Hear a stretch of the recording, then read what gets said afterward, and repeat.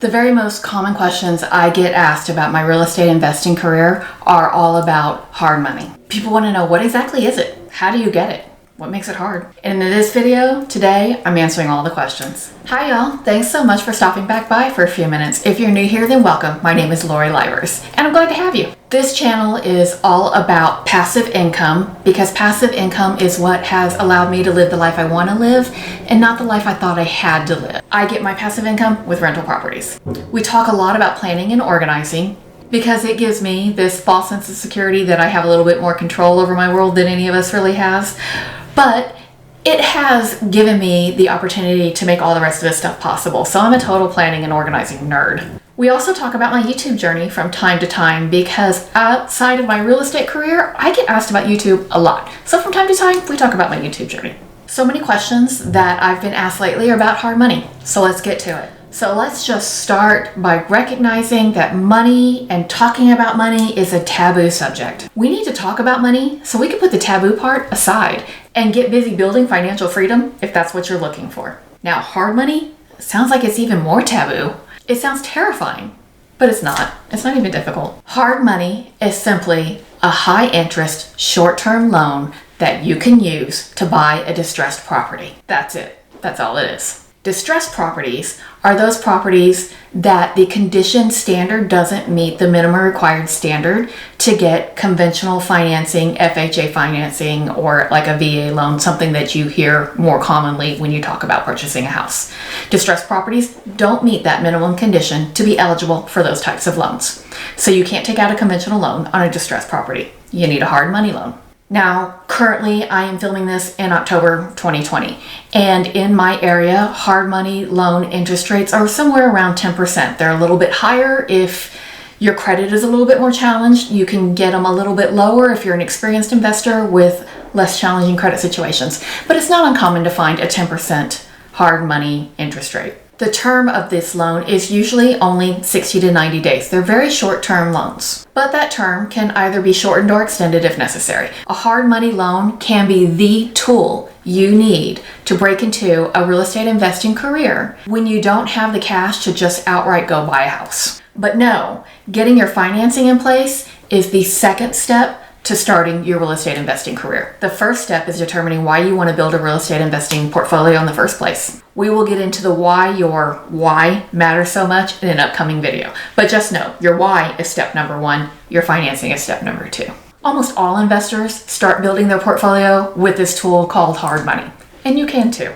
So if you could take just a second, drop down to the bottom of your screen, hit that like button, I would absolutely appreciate it. It helps me out in a big way. But let's get to answering all these questions about hard money. So once you've got really clear on what your why is, why you want to start investing in real estate, the next step is to get your financing in place. Not many of us are independently wealthy. Not many people have an extra $100,000, $150,000 laying around in the bank thinking, wonder what I should do with this 150 grand.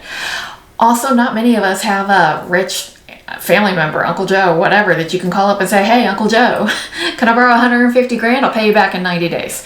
That didn't exist in my world, and it doesn't exist in most people's world. And that's why hard money does exist. Most investors do get started with this hard money tool. Just like financing is your second step to getting into your real estate investing career, hard money is your second step in getting your financing in place.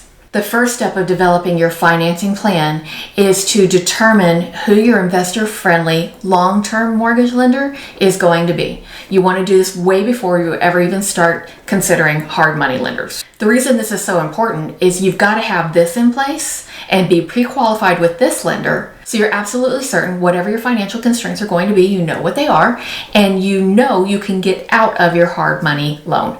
You want to be absolutely certain you can get out of your hard money loan before you ever even consider using it for the tool that it is. So the first question I get about hard money all the time is, what is the best way to find a hard money lender? And there are so many answers to this question. First of all, you can join real estate investment groups. There's lots of groups, social media groups, meetup groups. There's lots of groups of real estate investors. Like, we like to get together. We like to hang out. There's lots of real estate investor groups. Join one of those groups.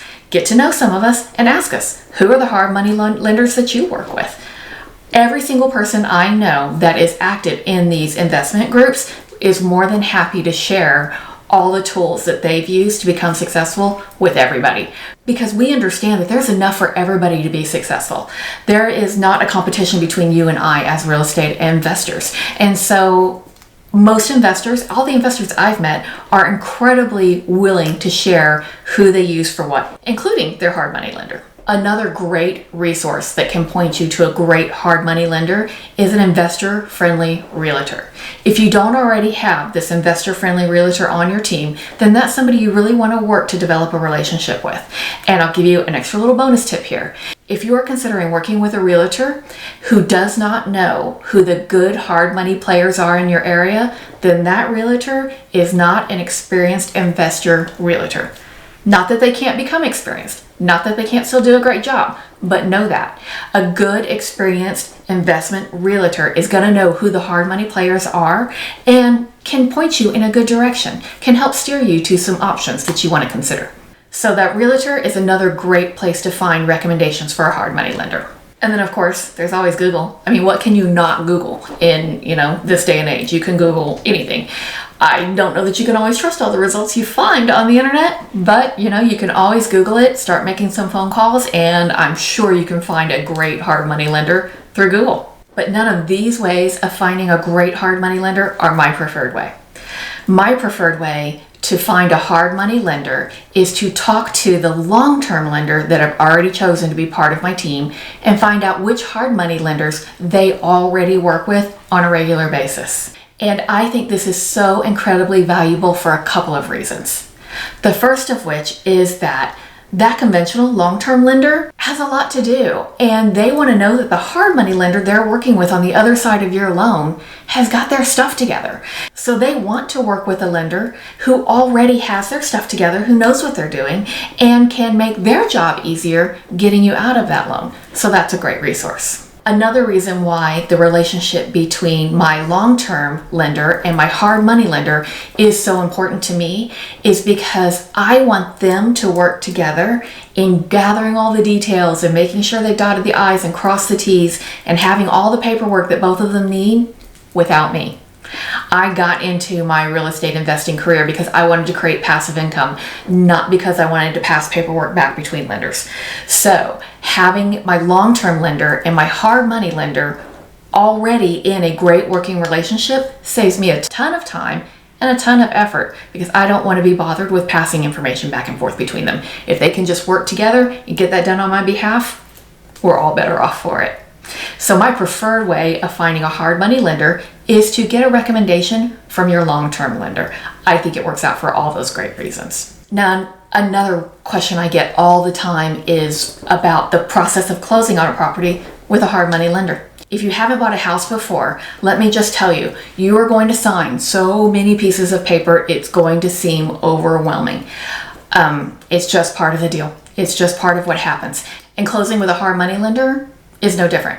It's the exact same process of closing on any other type of a property purchase. The hard money lender will ask you for documents. You'll send it to them. They'll get all the details of your loan worked out. They'll send you documentation. You'll review it and you'll ask any questions you have. And please do take the time to ask all the questions. They exist to help you through this process. They are a tool for you to use to grow your real estate portfolio. They have the time to answer all of your questions. So please do take the time, ask all the questions, and then make sure you understand absolutely everything. When you understand and you're ready to go, you simply just call up the title company and arrange a time to go in, sign your paperwork. You will sign, your hard money lender will fund your deal, and boom, you own a property and you are in a hard money loan. Another question I get a lot is what are the most important things to know about working with a hard money lender? And I would say the first thing to know is that almost everybody starts with hard money. Don't be afraid to get started with it yourself. Number one, just don't be scared. Don't let the term hard money scare you off. You've got this. It's just a tool. You can move forward with the tool. There's absolutely no shame in using this tool to start your real estate investment portfolio and continue to grow your real estate investment portfolio if that's what you want to do. An entire lending industry exists solely to serve this purpose. So let it serve you. Just be smart about it. The other important thing to know about working with hard money is to get your rehab started ASAP. If you can start your rehab the very next day after your hard money loan funds, then that is your ideal. That's what you want to do. So what this means is if you've got your property picked out, you're working on your loan, you've already talked to your contractor, you know what your rehab is going to look like, but he can't start that rehab work until the 15th of the month. Don't close on the 1st of the month knowing you're going to pay interest for 2 weeks with nothing happening at that property. Push that closing out as long as you can. Ideally, if he can't start to the 15th, you want to close on the 14th and then he can start on the 15th. You've got to keep that rehab moving forward so that you can reduce the amount of time you're in your hard money loan. So it's important that you do your part and do everything you can to support your contractor in making sure your rehab process keeps moving forward. If you've got a great contractor you're working with, this is not going to be difficult. If your contractor isn't the greatest, you're going to know that really, really quick. And the lower quality of the contractor that you choose to work with, and sometimes you choose without knowing, it happens to the best of us, the more involved you're going to have to be in keeping your rehab on schedule. But that's another video. We'll get to that. The point is, as far as hard money is concerned, you want to make sure that rehab is going as quickly as possible, as smooth as possible, so that you're getting out of this hard money loan as soon as possible. So the next question I get about hard money all the time is what happens if you can't get out of your hard money loan within the predefined term? There can be weather delays, material delays, worker delays, permitting issues. There are so many pieces that play into keeping a rehab timeline on track, and they can go off track. But if this does happen, no, it is not the end of the world. Most hard money loans can be extended, usually for 30-day periods of time at a time. So if you have an original term for your hard money loan for 90 days and your rehab is going to go 10 days past that, just simply reach out to your hard money lender and tell them your rehab is going to go 10 days past that. They've dealt with this before. It happens all the time. Now, there may be an extension fee, and the interest is going to certainly continue to accrue, stack up through those extra days. But if you are 10 days past your 90-day term, you can absolutely get out of that loan on day 101, and it's not a big deal. Your hard money lender has dealt with this situation before, and they're going to be able to get you through it as well. So while it's not ideal, it happens. It's happened to the best of us. It's going to be okay. Which brings us to the next question that I get a lot about hard money is, how do you get out of the hard money loan? What does that process look like? And I will tell you, the process to get out of your hard money loan starts the day you get into it. The day you close on that property and you are in a hard money loan, reach out to your long-term lender and tell them all the details about the property you bought, everything they're going to want to know. Tell them who your hard money lender is, and tell them the day you expect to get out of this loan. Because you need to have all your ducks in a row, which means they need to line up your ducks so that when that day comes, you can get out of the loan. Then, while you're working through your rehab, be sure to reach out to them on a weekly or at least a bi-weekly basis and make sure they have all the documents they need to keep your underwriting process moving forward. For instance, if they know you're not expecting to close for another 60 days and they need an updated bank statement or something like that, they have so much to do in their day-to-day schedule, they're not concerned with what you need 2 months from now. But you need to be concerned with what you need 2 months from now. And if you call them or simply email them and say, hey, how's it going? My rehab is on track. Are we still on track for closing at such and such a date? Is there anything you need from me? They'll let you know. And they'll appreciate you being proactive in that process and taking responsibility for your own situation and making sure that you're moving forward the way you need to. And they'll just say, hey, yeah, we need updated bank statements. Can you send that over? You send that over, reach out to them again in another week. This is how you can be proactive in making sure that when you are ready to close on your long-term loan, which gets you out of your hard money loan, that your lender will be ready as well. Now, about a week before your rehab is complete, reach out to your long-term lender and tell them your rehab is almost done. So what you need to do is make sure that at this time, about a week out, they order any inspections or appraisals that are going to be necessary to close your long-term loan.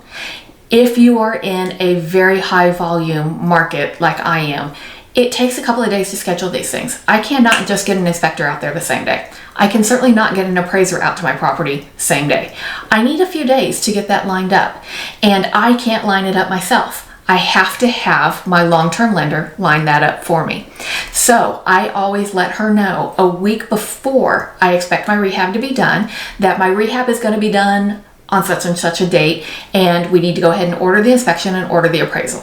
With enough notice, she can make sure that those things are timed just right and get me the appraisal and the inspections that I need so that I can keep my long-term closing on track. And then of course, if you run into any issues with your inspection or appraisal, because this does happen from time to time, then you've got a couple of days to work that out and take whatever action you need to take to keep that long-term loan on track. Now, your inspection and your appraisal can take place before your rehab is 100% done.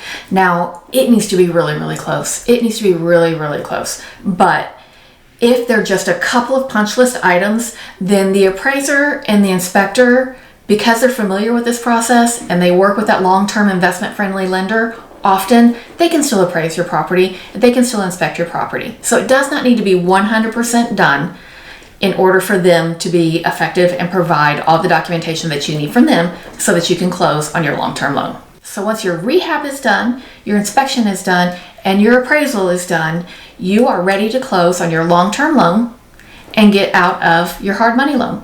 And this process is just exactly what it was when you purchased the property. You call up your title company. Your title company has already been in touch with your long-term lender. They've already talked. They have all the paperwork worked out. You set up a time to go in and sign. You go in and you sign. The long-term lender funds your deal, which pays off your hard money lender, and then boom, you're out of your hard money loan. That's it. You did it.